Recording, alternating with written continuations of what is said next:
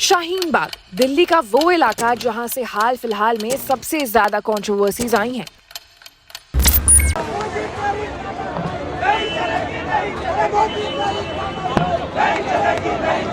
और अगर आज की बात करें तो अब शाहीन बाग में अतिक्रमण हटाओ अभियान जारी है, लेकिन वहां के लोगों के प्रदर्शन के कारण बुलडोजर नहीं चलाया जा सका। Shaheen Bagh is located in the South Delhi district of Delhi. It is on the Delhi-UP border and the southernmost colony of Okhla area, situated along the banks of River Yamuna. Shaheen Bagh तब से famous है जब से people started gathering here for protest against the CA-NRC. Shaheen Bagh CA-NRC को लेकर अब तक का सबसे बड़ा और सबसे पीसफुल प्रोटेस्ट रहा है। 15 दिसंबर 2019 को ये प्रोटेस्ट शुरू हुआ था और 24 मार्च 2020 तक चला। कोरोना के कारण अंत में इस प्रोटेस्ट को बंद करना पड़ा था। शाहीन बाग का इतिहास काफी ज्यादा दिलचस्प है।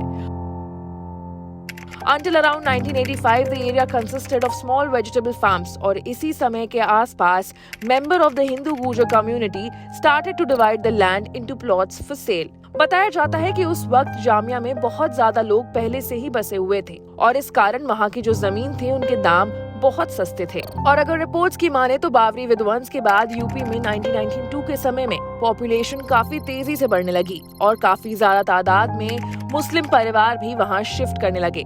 अब शाहीन बाग को लेकर भी राजनीति खूब हुई है।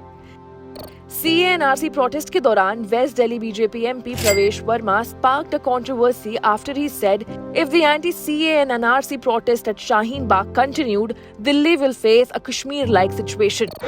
चुनाव है, अगर 11 तारीख को भारतीय जनता पार्टी की सरकार बन गई, 1 घंटे के अंदर शाहीन बाग के अगर आपको एक भी आदमी नहीं गया, तो मैं भी यहीं और आप भी। ये लोग आपके घरों में घुसेंगे, आपकी बहन बेटियों को उठाएंगे, उनको रेप करेंगे, उनको मारेंगे। इसलिए आज समय है, कल मोदी जी नहीं आएंगे बचाने, कल अमित शाह जी नहीं आएंगे बचाने। यही नहीं, BJP leader Anurag Thakur said that the protesters at Shaheen Bagh will be removed once BJP comes to power in Delhi. Thakur had earlier encouraged the crowd at a BJP election rally to chant